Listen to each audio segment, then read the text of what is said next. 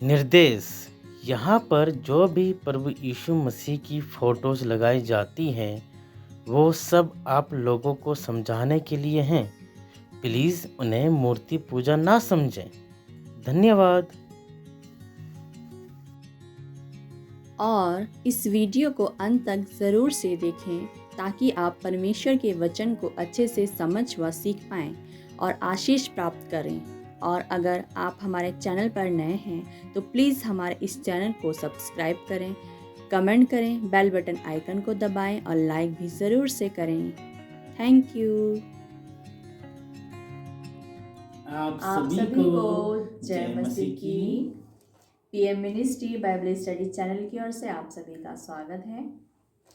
मेरे प्रियो, आशा करते हैं मैं और आप परमेश्वर के वचन की सेवकाई में आनंदित हैं, क्योंकि परमेश्वर का वचन कहता है कि मेरी प्रजा नाश हो रही है बिना ज्ञान के कारण।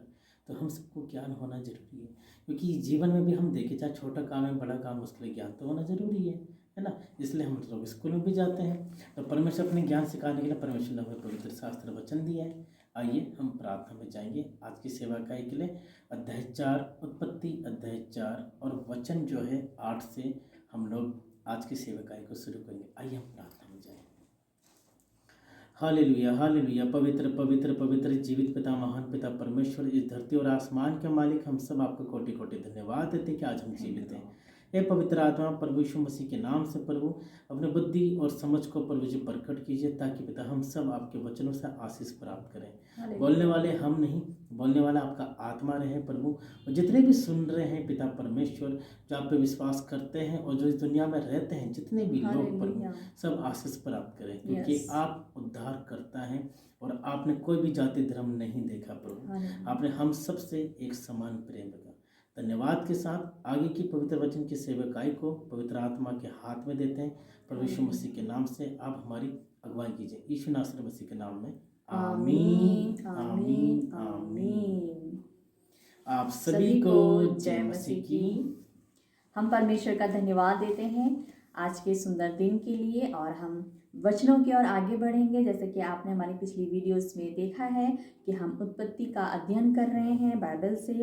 उत्पत्ति अध्याय 4 वचन 7 तक हमने पिछली वीडियो में कंप्लीट किया था। वचन 8 को आज हम आप लोगों के लिए पढ़ेंगे। यहाँ पर ऐसा लिखा है, तब कैन ने अपने भाई हाबिल से कुछ कहा, और जब वे मैदान में थे तब कैन ने अपने भाई हाबिल पर चढ़कर उसे घात किया। तो जैसे कि आपने पिछले वचनों में देखा, पढ़ा, समझा कि जब परमेश्वर ने कैन की भेंट को स्वीकार नहीं किया और हाबिल की भेंट को परमेश्वर ने स्वीकार किया। आप लोग ये भी जानते हैं कि ऐसा क्यों हुआ।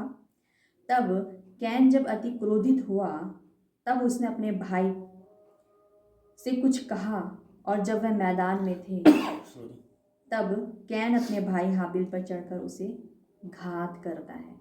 देखिए मेरे प्रियो, आप यहाँ पर देख रहे हैं, समझ रहे हैं कि जब हम कुछ गलती करते हैं ना, तो उससे क्या होता है, वचन बोलता है कि पाप जो होता है ना, वो द्वार पर क्या खड़ा रहता है।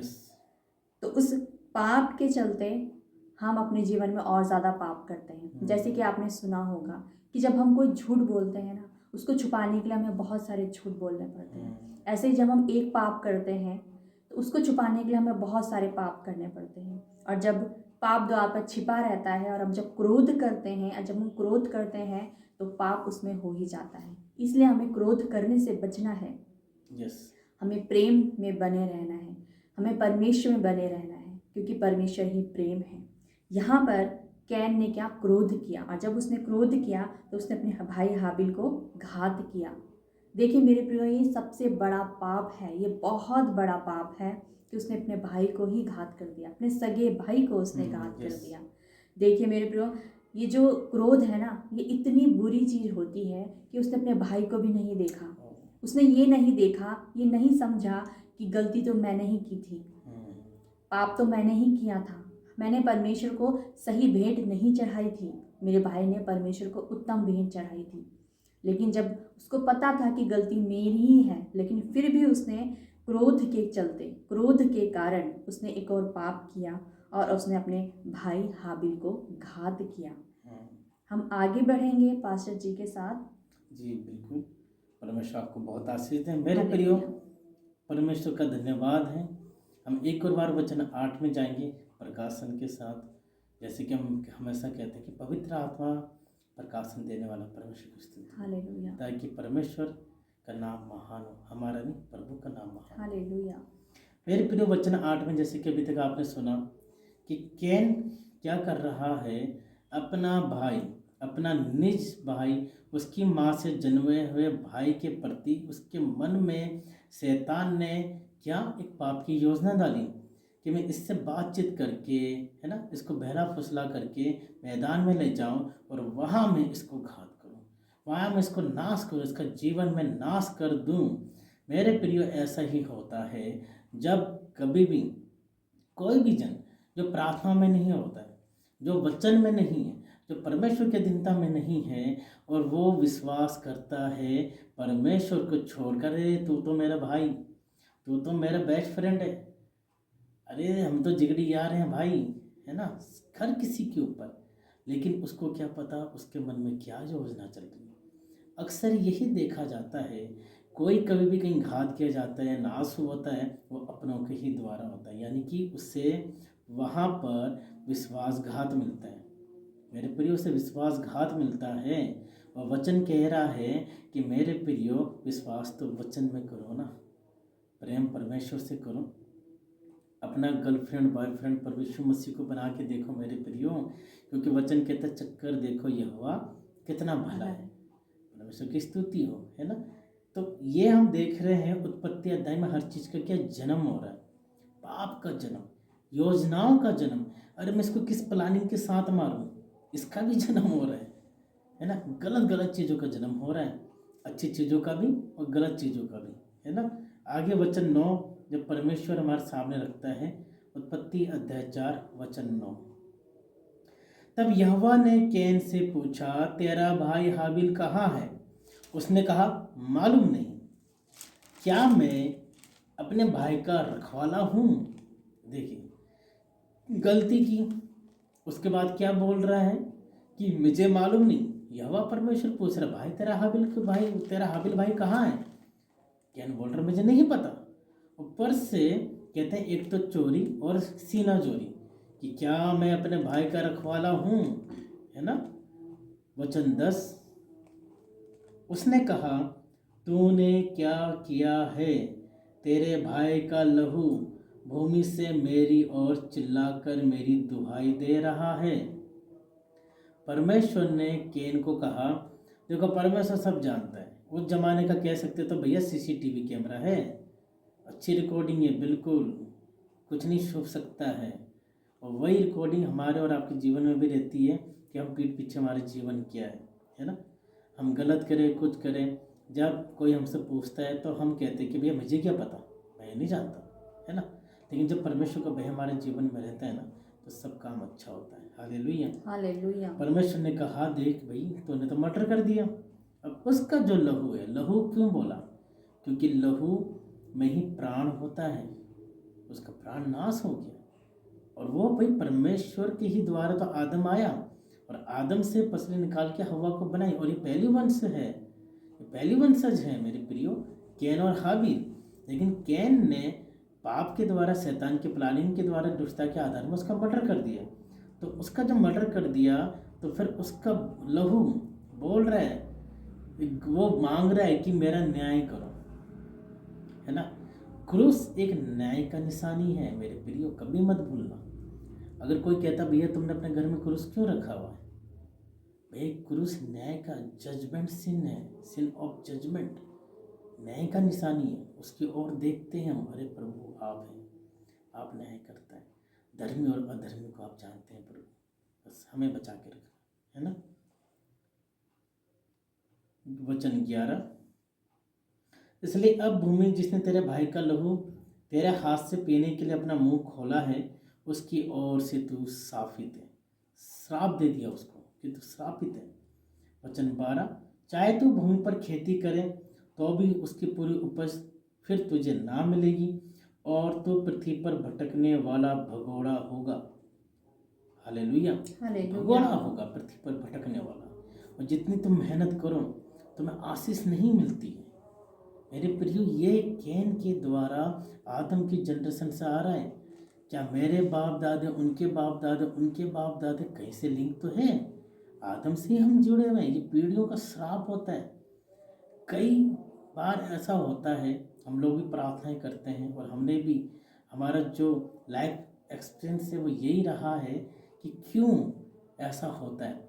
अच्छा टैलेंटेड है भाई बहन सब कुछ, लेकिन क्या सक्सेस नहीं मिल रही। और कई बार ये रहता है कि इधर भी भागना उधर भी भागना, एक जगह नहीं टिकना, अस्थिरता का जीवन। ऐसा क्यों होता है? क्योंकि इसके द्वारा हमें वचन से पता चलता है कि एक भगोड़ेपन का श्राप होता है मेरे प्रियो। और ये बात सच में है, ये आत्मिक जगत की बात है। लेकिन प्रभु यीशु मसीह ने उस श्राप को मेरे और आपके लिए क्रूस पर नाश कर दिया और कहा अब सब पूरा हो। इस भाई के जीवन में, इस बहन के जीवन में सब पूरा हो। और वो श्राप नाश हो चुका है। जब मैं और आप अंगीकार करते हैं, विश्वास करते हैं, वचन पढ़ते हैं, प्रार्थना करते हैं, तो वो भगोड़ापन दूर हो जाता है और परमेश्वर आशीष आशीष आशीष और उन्नतियां देता है। हालेलुया। मेरे प्रियो, वचन में साफ साफ लिखा है कि तू शापित है ना, और तू भटकने वाला भगोड़ा भी है, भटकने वाला भगोड़ा भी है, और तू श्रापित है। लेकिन मैं और आप अब ऐसे नहीं हैं मेरे प्रियो। इसके आगे की बातें हम नेक्स्ट वीडियो में जानेंगे। आइए हम प्रार्थना में जाएंगे। हालेलुया। धन्यवाद धन्यवाद धन्यवाद धन्यवाद धन्यवाद धन्यवाद ईश्वर राजा पिता, हम जितना भी आपका धन्यवाद दें प्रभु, सच में उतना कम है मेरे पिता। प्रभु इन प्रकाशनों के लिए प्रभु जी हम आपका बहुत बहुत धन्यवाद देते हैं प्रभु। आपके वचनों को हम पढ़ पाए, समझ पाए पिता, इनको सीख पाए प्रभु जी। दया करें ईश्वर राजा प्रभु। हम सब प्रभु जी अपने जीवनों में प्रभु जी इन वचनों को ग्रहण करने वाले होने पाए, लागू करने वाले होने पाए पिता। दया करें प्रभु। हम सब से बातचीत करने के लिए प्रभु जी आपका बहुत बहुत धन्यवाद देते हैं मेरे पिता।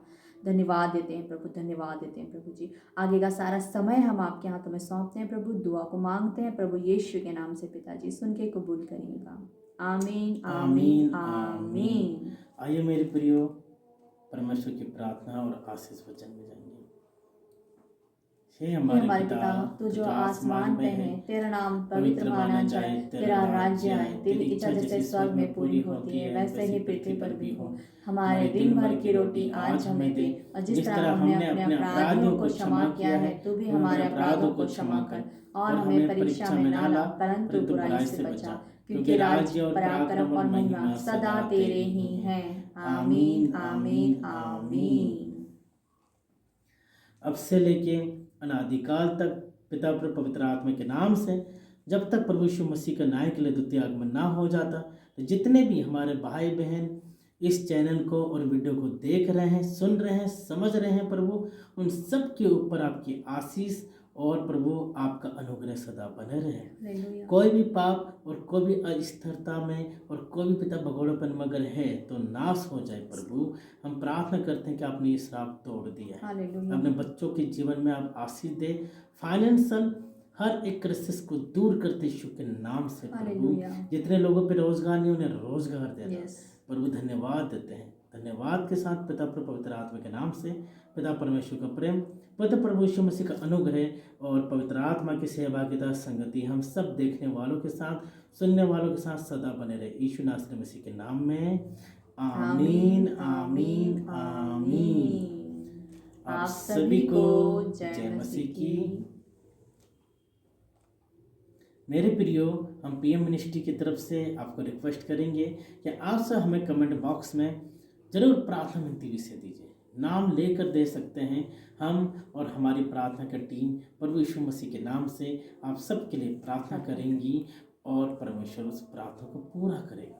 धन्यवाद के साथ यीशु मसीह के नाम में आप सभी को एक और बार जय मसीह की।